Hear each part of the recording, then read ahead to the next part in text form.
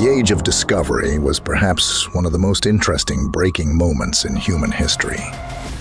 The two neighboring states of the Iberian Peninsula, Portugal and Spain, would start this period that sprouted in the middle of the 15th century, and they would lead the whole European continent.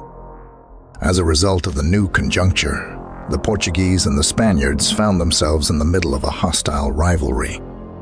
While the Pope was already face to face with the threat of the Ottoman Empire, he was at a point where he could not tolerate the weakening that such a war would cause.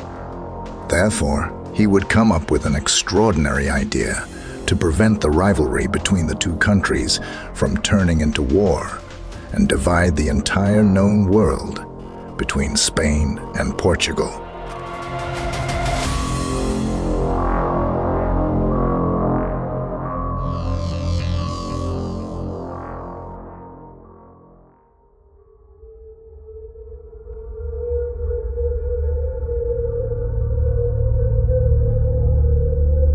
With the rise of the Ottoman Empire, Mediterranean trade fell into the hands of the Turks, and hundreds of Genoese sailors who lost their trade network sailed to the westernmost part of Europe.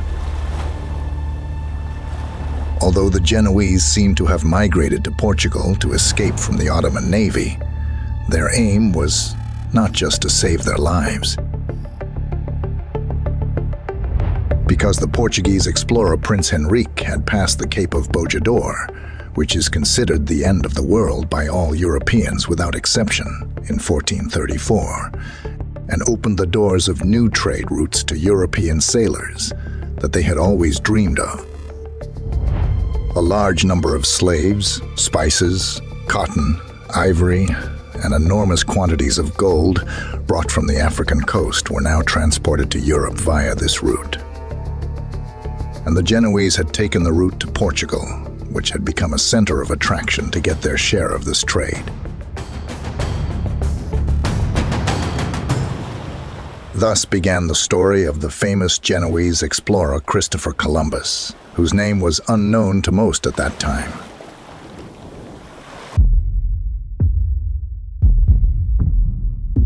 Like everyone else, he was fascinated by the century of exploration and began to make plans to sail to new places. But unlike all explorers, he decided to sail west instead of Africa, which was the popular route of the time, to reach India. Yes, you heard right. West. The fact that many parts of the world were not yet known was one of the biggest reasons why Columbus took such a route. And it was actually quite logical for him to want to try his luck in this way, given the conditions of that time. However, Columbus could not persuade King João of Portugal to take this initiative, because after Bojador, the Portuguese wandered around the Cape of Good Hope and gave their full attention to the southern route. When Columbus could not find the attention he was looking for in Lisbon, he went to Spain to invest in his dreams. It didn't take long for Columbus to convince the Catholic kings of Spain, Fernando and Isabel, because, considering the dominance of Portugal in Africa and the presence of the Ottomans in the Mediterranean, the Spaniards had no choice but to sail west. That's why they made a deal with Columbus right away. According to the agreement, Spain would pay all the expenses up to 2 million Spanish coins. 1/10 of all the products and revenues from the discovered lands would be left to Columbus. In addition, Columbus would be able to use all the rights he acquired throughout his life and transfer them to his heirs. After the agreement, Columbus set out on a voyage from the Canary Islands on September 6, 1492, with the ships Nina, Pinta, and Santa Maria that would change the world forever.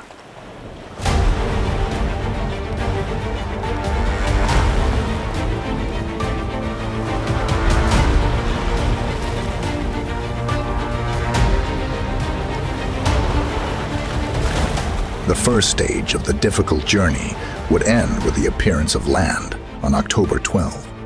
The crew took Columbus ashore by boat.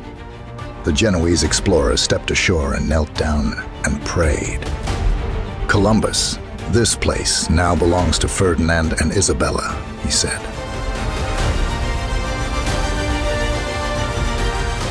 Thus, the American continent met its new owners.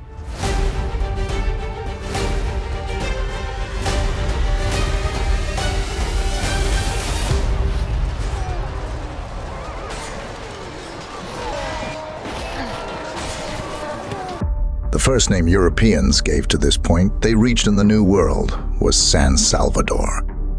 The discoveries must have excited Columbus, that he wrote in his diary. "I don't want to stop. I have to travel more islands and find gold." He left San Salvador immediately after writing it. Having reached the island of Cuba with this hope, Columbus set off for home on January 18, 1493. After trading with the locals and following the gold trail. However, contrary to popular belief, his route was Portugal, not Spain. Although he said that his intention was to have his damaged ships repaired, many historians agree that he went to Lisbon to tell the King of Portugal, João, and brag about his successful voyage.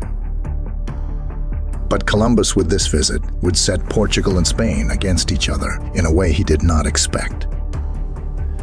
The Portuguese king's appetite was heightened after Columbus' accounts, and he claimed the new lands were his right.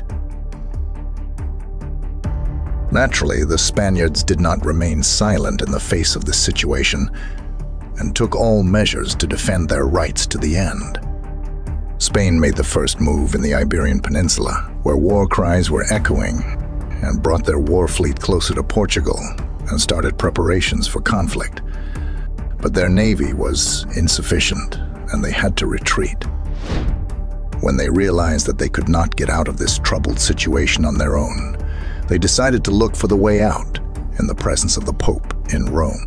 At this point in history, the Pope was Alexander VI, who was trying to organize Europe to stop the Turks who had almost completely taken over the Balkans.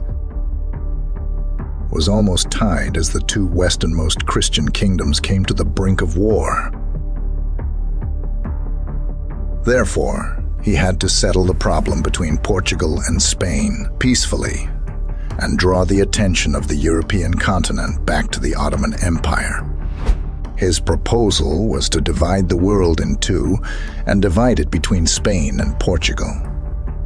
He recognized the dominance of Spain in the newly discovered lands and the dominance of Portugal in Africa. In addition, the world was divided by the border arbitrarily drawn by the Pope about 100 leagues west of the Azores and Cape Verde, and unknown lands were divided between the two neighboring countries. All lands east of the line would belong to Portugal, while the west would be under Spanish rule. Nor would any ships be allowed to sail legally in these waters without the consent of the two empires. The interesting part was that no one knew the true boundaries of the world, and the debate over which side had the upper hand was based only on predictions. The signed signatures announced to the whole of Europe that the era of colonialism had begun. This historic agreement ended the first major war over control of the world's most valuable possessions before it even started. Christopher Columbus, who caused the process to reach this point, never reached his desire to reach India from the west. He fell out of favor with the death of Isabella in 1504 and died alone in Valladolid 2 years later. Interestingly, however, Columbus' journey would not end after his death. At his son's request, his body was brought from Valladolid to Seville and buried. From there, he was taken to Santo Domingo for a reason we do not know. After the French occupied the island, the new stop of his lifeless body was Havana this time. After Cuba's independence, Columbus's body was brought back to Seville and buried in the Santa Maria Cathedral. On the tombstone, it is written, "There has never been a person in history who did the same as he did."